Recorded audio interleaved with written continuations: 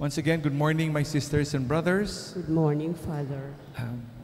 Salamat ulit itong Martes na to at sa magandang ebanghelyo na pinapaalala sa atin sa araw na ito. Every day truly is a gift. Thanks for the gift of life.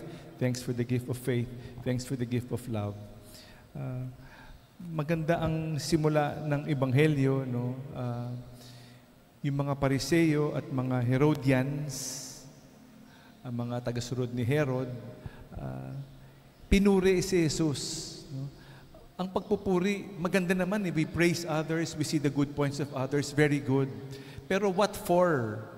Yung pagpupuri, we praise God, we praise one another, is good. Maganda naman yun eh. Pero what for? To praise Him because we praise God? O dahil may masamang balak? No? What is the intention behind praising somebody? No? The intention of praising is very helpful, no? Very, very helpful. But in the gospel today, we will hear the intention, masama yung balak eh. Pambobola, parang ginamit para bumilog yung ulo, para siluin si Jesus. It's a trap. Kaya sabi ni Jesus, why are you testing me? It's a test, it's a trap. We pray, no? We do things, we do good things, we come to Mass, no? We pray, no? We serve, we pray to God, we do everything for the right reason and not for the wrong reasons.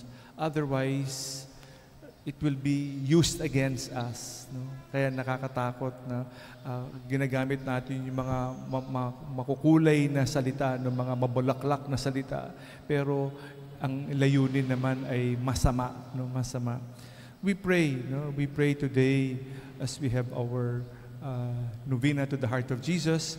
Kaya napakaganda ng sinasabi, speak from the heart, mula sa puso, walang pagbobola, para tunay na makatulong sa atin na tunay maging tapat sa pagbahagi ng pagmamahal ni Jesus. It is out of love, no?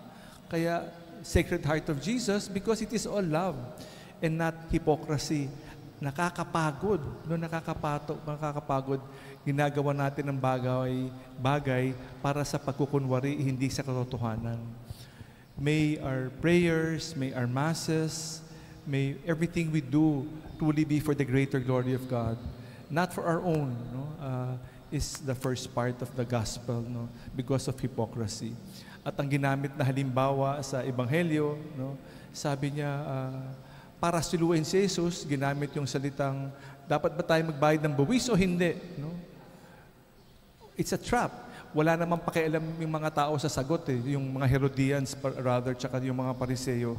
Wala naman silang pakialam, hindi naman sila nakikinig sa sasagot ni Jesus eh. Gusto lang nila siluin si Jesus. No? Because of that intention.